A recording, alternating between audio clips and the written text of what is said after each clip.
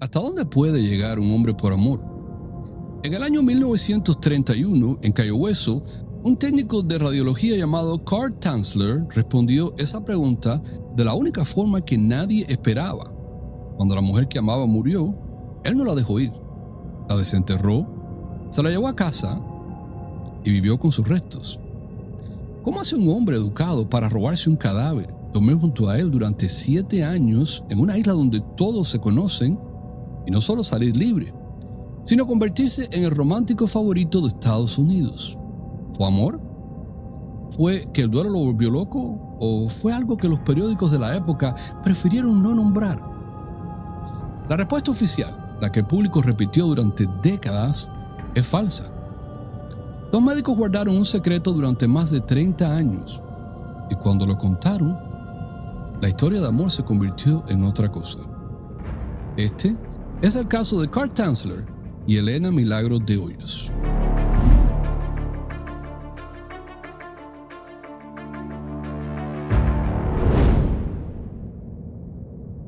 Nuestro protagonista nació el 8 de febrero del año 1877 en Dresde, Alemania, y ni siquiera su nombre era una cosa estable. En su acta de matrimonio alemana figura como George Carl Tanzler.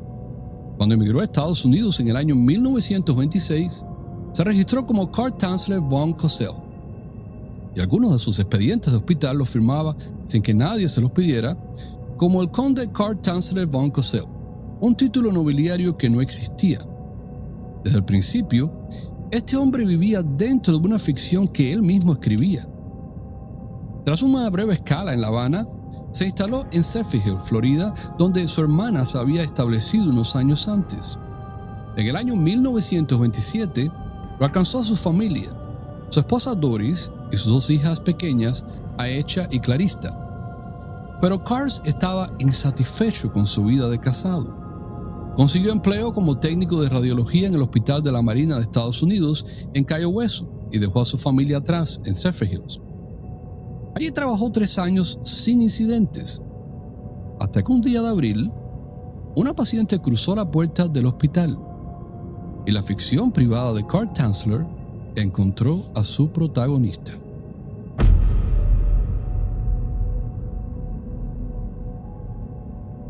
Elena Milagros de Hoyos era una joven cubano-americana de 20 años.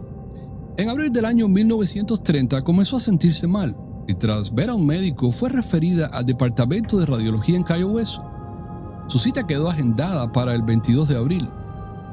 Ese día conoció a Carl Tanzler. Él quedó prendado en el instante en que la vio. Durante el examen inicial, el técnico de 53 años se convenció de que se estaba enamorando perdidamente de su paciente y quedó destrozado al confirmar el diagnóstico. Elena tenía tuberculosis. En el año 1930 eso era prácticamente una sentencia de muerte. Tanzler lo intentó todo. Usó cada gramo de su conocimiento médico, tratamientos, medicinas, rayos X, aparatos eléctricos, algunos los que transportó personalmente hasta la casa de Elena. Y en los últimos días de la vida de ella, la colmó de regalos, flores, joyas, ropa, chocolates. Cada visita venía acompañada de una declaración de amor eterno que la familia toleraba con una mezcla de gratitud y desconcierto. Nada funcionó. El 25 de octubre del año 1931, Elena Milagros de Hoyos murió de tuberculosis en la casa de sus padres en Cayo Hueso. Tenía 22 años. Carl pagó el funeral. Después pidió permiso a la familia para construirle un lujoso mausoleo sobre el suelo del cementerio de Cayo Hueso. Los Hoyos, desconcertados por aquella adoración no correspondida, no se negaron. Y Tanzler levantó, en la práctica, un santuario. Lo visitó casi cada noche durante 2 años, llorando abiertamente sobre la tumba de la mujer que consideraba el amor de su vida. Pero ese amor, mezclado con un sentido de pérdida sin fondo, torció su duelo hacia algo mucho más oscuro. En abril del año 1933, tomó una decisión que iba a perseguir al folclore de la Florida durante casi 100 años. En plena madrugada, Tanzler cruzó el cementerio de Cayo Hueso empujando una pequeña carreta de madera. llegó al mausoleo donde Elena estaba sepultada y rompió el sello de la tumba con martillo y cincel. El hedor de la muerte no lo detuvo. Envolvió el cuerpo en una sábana, lo acomodó en la carreta y lo empujó hasta su casa. Él mismo daría después su justificación. Decía que el espíritu de Elena se le aparecía mientras lloraba junto a la tumba, que le cantaba su canción favorita en español y que ella misma le dio permiso para sacar su cuerpo de la sepultura para que su espíritu pudiera habitar en la casa y estar más cerca de él. Lo que hizo a continuación es difícil de escuchar.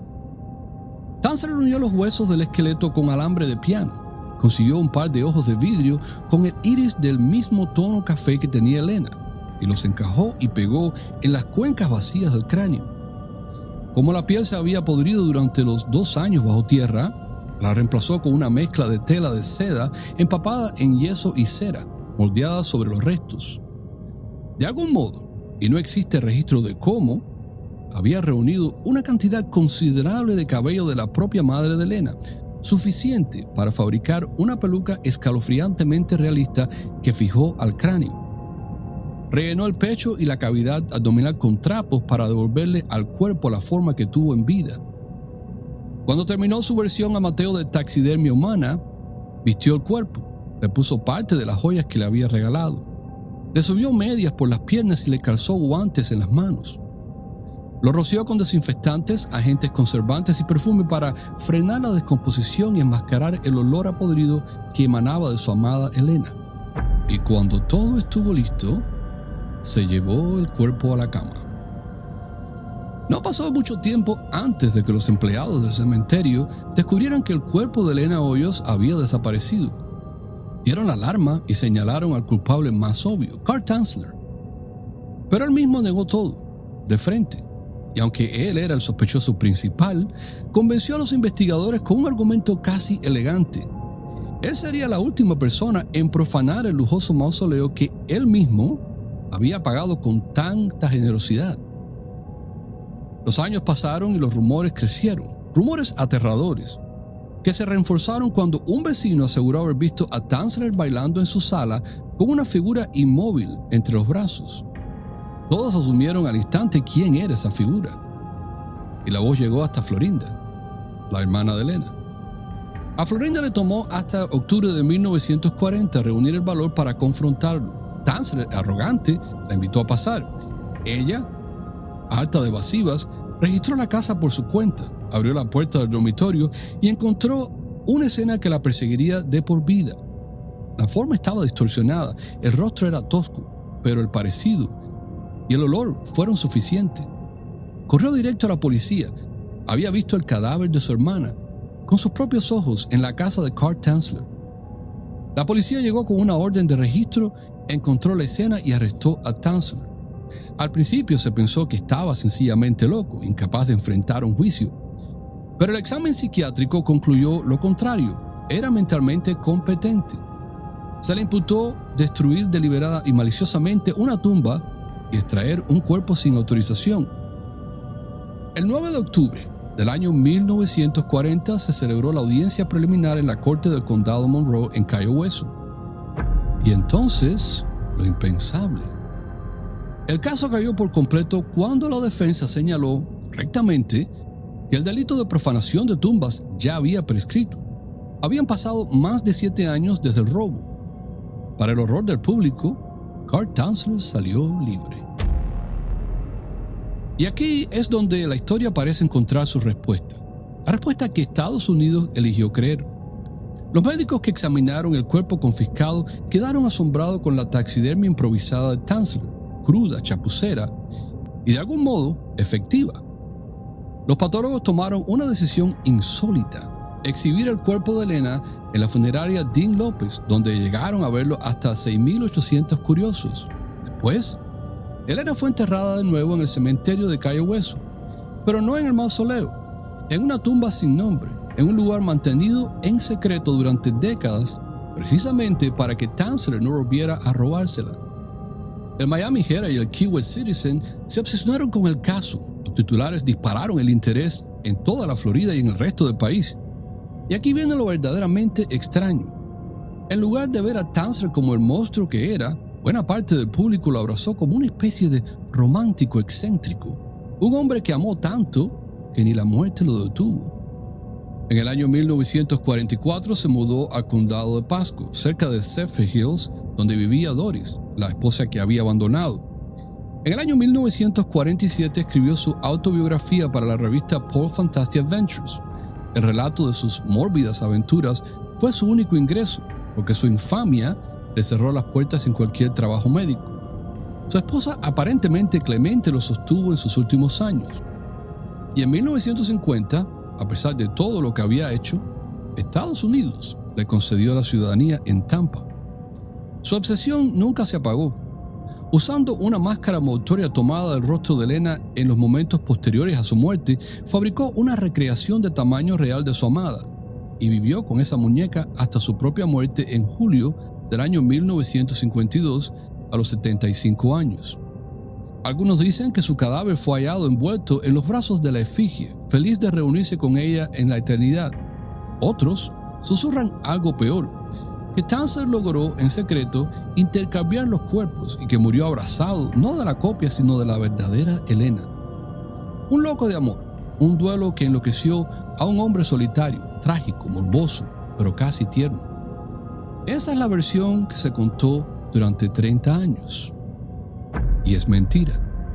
En el año 1972, dos médicos que habían participado en el examen del cuerpo de Elena en el año 1940, el Dr. DePoo y el Dr. Foraker, rompieron el silencio en una entrevista. Recordaron un hallazgo que no se hizo público en su momento. Dentro de la región pélvica del cadáver se había insertado un tubo vaginal, evidencia de necrofilia. No fueron 7 años de luto. Fueron 7 años de violación de una mujer que ya no podía decir que no. El país entero le escribía cartas de simpatía al romántico excéntrico, mientras la verdad esperaba, sellada, en la memoria de dos médicos. Carl Tanzler vivió 7 años con el cadáver de la mujer que decía amar. ¿Era esto amor verdadero o era obsesión enfermiza? Cuéntame en los comentarios. Si eres de los que no puede dormir sin saber qué pasó en realidad, ya estás en la zona correcta. Suscríbete al canal y activa la campana de notificaciones porque cada semana publicamos historias que desafían la lógica, misterios sin resolver y crónicas de horror. Soy Orlando. Nos vemos en la próxima sombra.